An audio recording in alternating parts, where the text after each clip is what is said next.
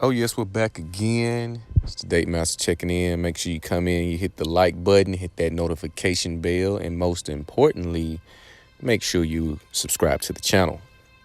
I'm going to get into another one of Lala Anthony's takes, Lala Vasquez, because she's no longer married to Carmelo Anthony.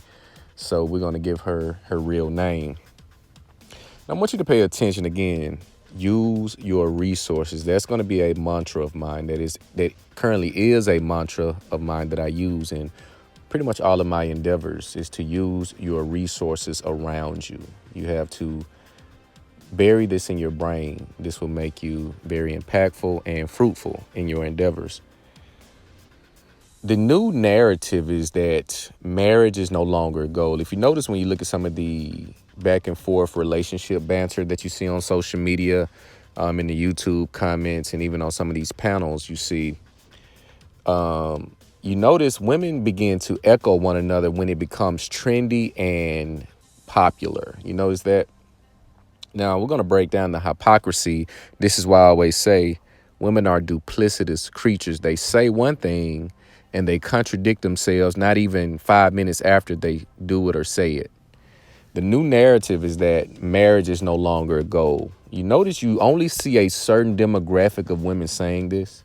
You don't really see too many bad chicks, the young, fruitful women that have the gifts and the looks that women or that men crave when you look at their attention, when you look at the attention that they get.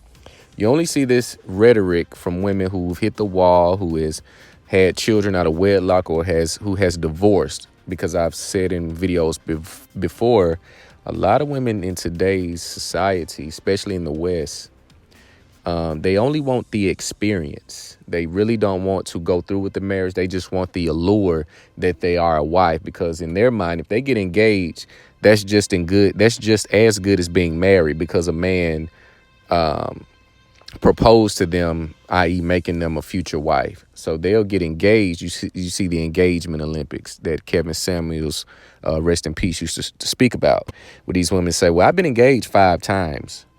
Well, if you accept an engagement and you call it off, you really didn't get engaged, because if he was really the man that you wanted to be with, you wouldn't have called it off. What woman gets engaged to a man of value and calls it off? What woman does that? So a lot of the demographic that you see with this rhetoric, they meet a certain archetype of woman, from a physical, from age, from a lot of different backgrounds. Now, what she did was throw a slick shot at DJ Envy when you see his wife talking about she's leaving him for 3 weeks. You have to ask yourself this: what woman wants to be away from her man for 3 weeks, and if she doesn't have another man in place for that absence of 3 weeks? So she made a statement that most of her married friends, or all of her married friends, are miserable. And it is simply because the grass looks greener when it's fake, or the grass looks greener to a person that is not on that side of the fence. You know, you look at certain views and you get there and say, well, it's okay. It look better from afar.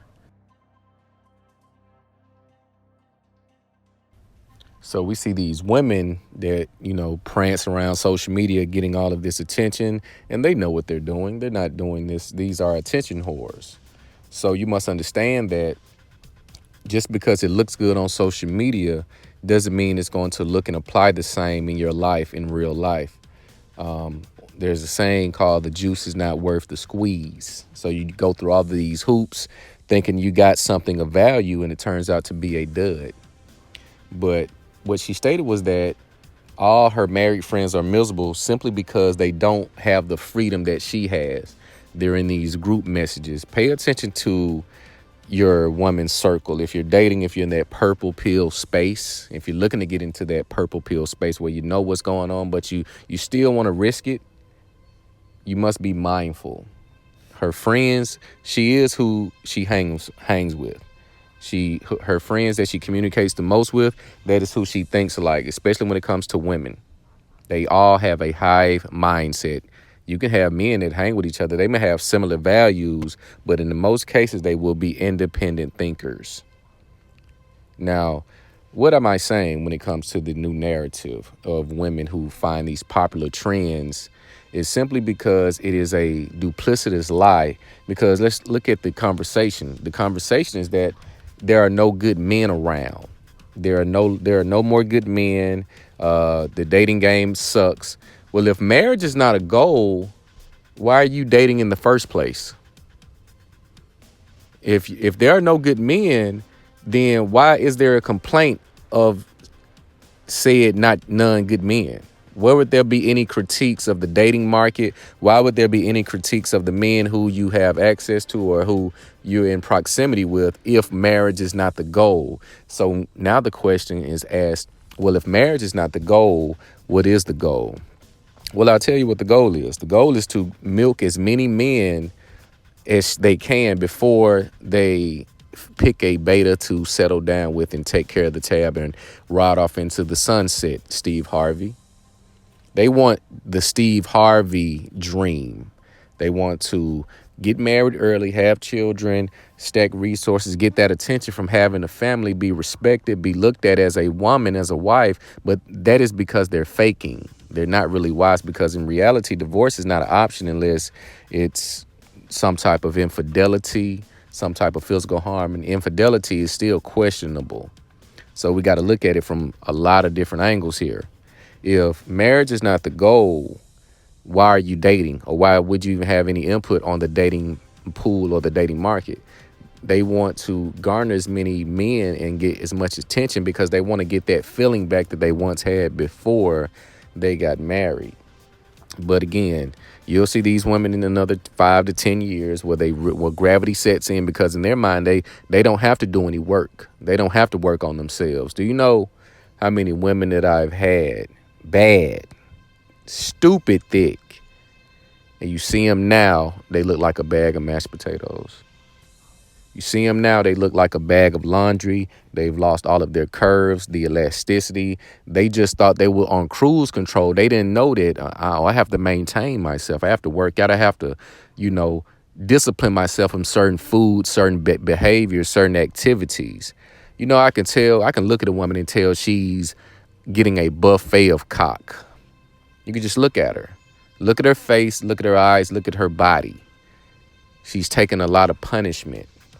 It's almost like it's sexual gluttony, because they can get sex at will.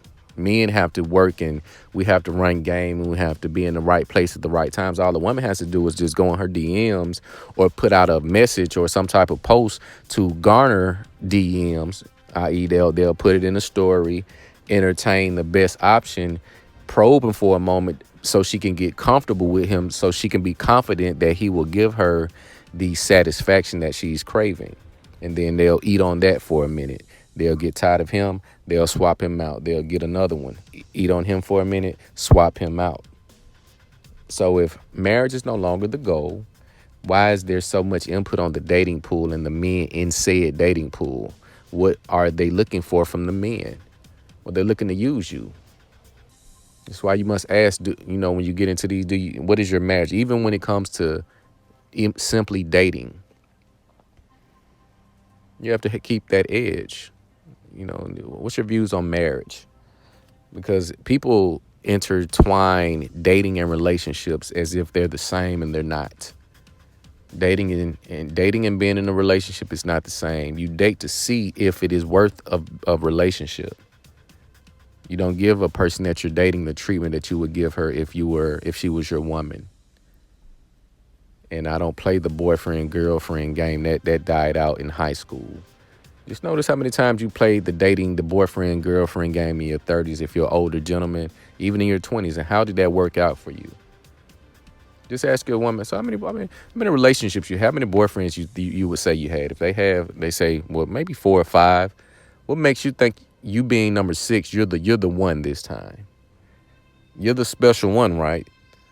You're her 6th, 7th boyfriend, but you're the one that's going to work. She's going to love you more than the 1st and 2nd one she had. She's going to love you more than the 3rd and 4th one that she had. It doesn't make sense. It does not make sense. It's just like having a job. Oh, I've changed jobs 6 times, but this is the one I'm going to give my all to.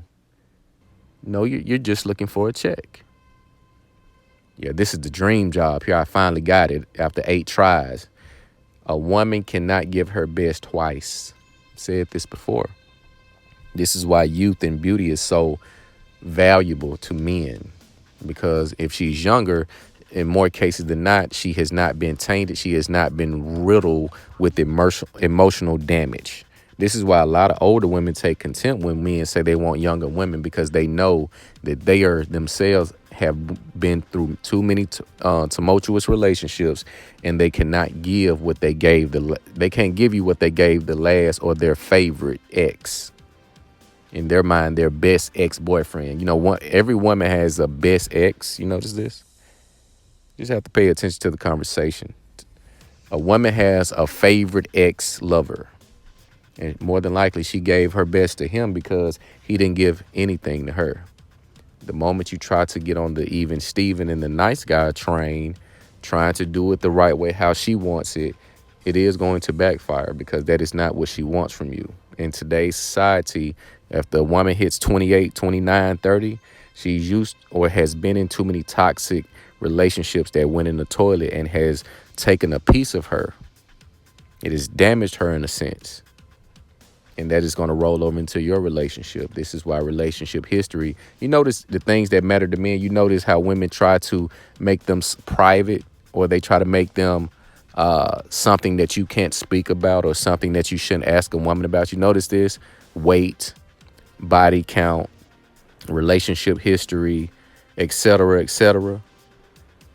The things that they know matter to men, they try to put some type of lock on them, because they know that's going to somehow discredit them or disqualify them.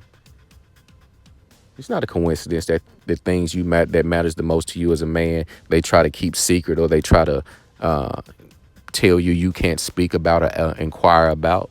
It's no coincidence, because they know it plays a factor. But she has no problem asking you how much money you make. She has no problem asking you what you do for a living, though, does she? This is going to be the new narrative, that marriage is no longer a goal. Well, what do you say? Well, if marriage is why are you dating? She's going to have the stale face, because at that point, it's just going to be DNA, and that's dick and attention. She'll just be looking to have fun. Have your fun with her, but proceed with caution.